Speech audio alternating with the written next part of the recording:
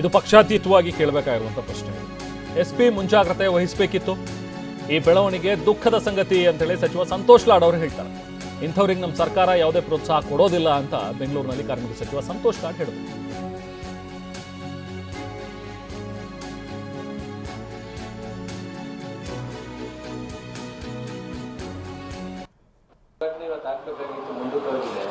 ಒಳ್ಳೆ ಕಾರ್ಯಕ್ರಮ. ಈ ಬ್ಯಾನರ್ ವಿಷಯಕ್ಕಾಗಿ ಪೋಸ್ಟ್ಪೋನ್ ಆಗಿದ್ದು ವಾಲ್ಮೀಕಿ ಅವರ ಪ್ರತಿಮೆ ಅಲ್ಲ, ಇದು ದುಃಖದರ ಸಂಗತಿನೇ. ಈ ವ್ಯವಸ್ಥೆ, ಈ ಬೆಳವಣಿಗೆಗಳು ನಮ್ಮ ಬಳ್ಳಾರಿ ಜಿಲ್ಲೆಯಲ್ಲಿ, ನಮ್ಮ ಕರ್ನಾಟಕದಲ್ಲಿ ಆಗ್ತಕ್ಕಂಥ ಸರಿಯಲ್ಲ.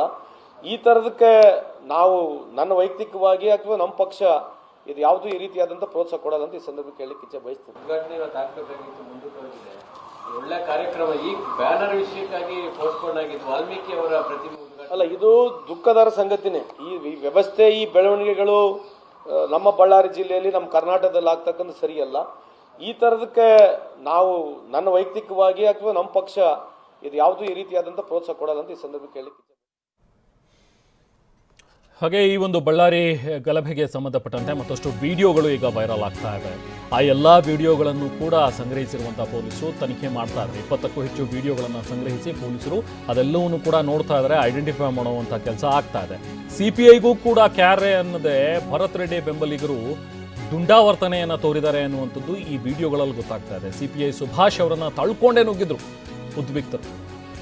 ಜನಾರ್ದನ್ ರೆಡ್ಡಿ ಮನೆ ಕಡೆಗೆ ಹೋಗಬೇಡಿ ಅಂತ ತಡೆಯೋದಕ್ಕೆ ಬಂದರೆ ಸರ್ಕಲ್ ಪೊಲೀಸ್ ಇನ್ಸ್ಪೆಕ್ಟರ್ ಸುಭಾಷ್ ಅವರನ್ನು ಕೂಡ ತಳ್ಕೊಂಡು ಮುಂದೆ ನುಗ್ತಾರೆ. ಅಲ್ಲಿ ನೋಡಿ, ಅಲ್ಲಿ ದೃಶ್ಯಗಳು ಲಭ್ಯವಾಗಿದೆ.